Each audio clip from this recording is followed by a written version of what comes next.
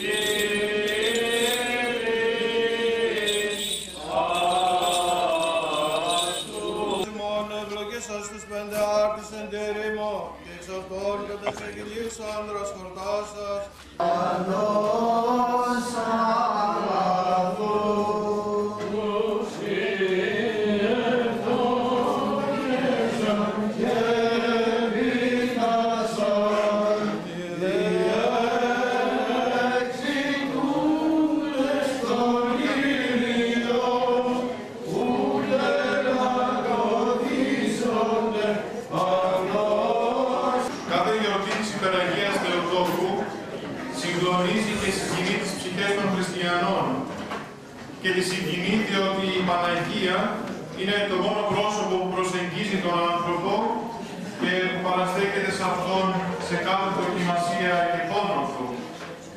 Είναι το μόνο πρόσωπο που συνέχεια θέτει για την ικανοποίηση όλων των ανθρωπίνων αιτημάτων, όλων των ανθρωπίνων αναγκών και προβλημάτων.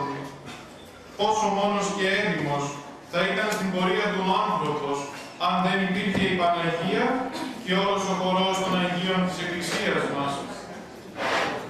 Ο δρόμος της ζωής μας είναι δρόμος δύσβατος, τραχής και ακαμφώδης.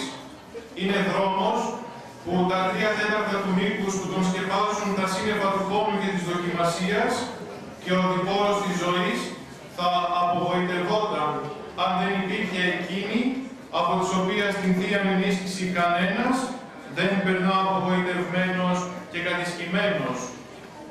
Είναι εκείνη που γνώρισε τον ανθρώπινο πόνο όσο κανείς και εκείνη που δίδει άμεσα τα δωρήματα σε αυτούς που την οικετεύουν. Ο ανθρώπινος πόνος, όταν αναλυθεί, θα διαπιστωθεί ότι είναι το πλέον κατάλληλο φάρμακο για τη θεραπεία όλων των τραυμάτων που επιφέρει στην ψυχή η ποικιλόμορφη αμαρτία.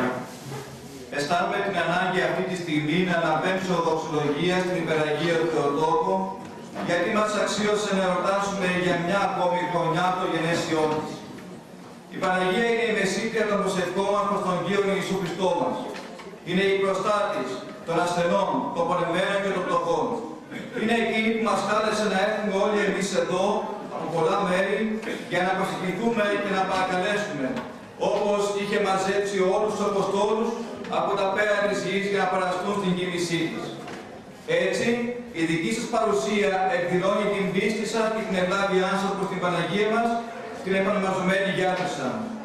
Εύχομαι μέσα από την καρδιά μου να σας χαρίζει υγεία, χαρά και ευτυχία.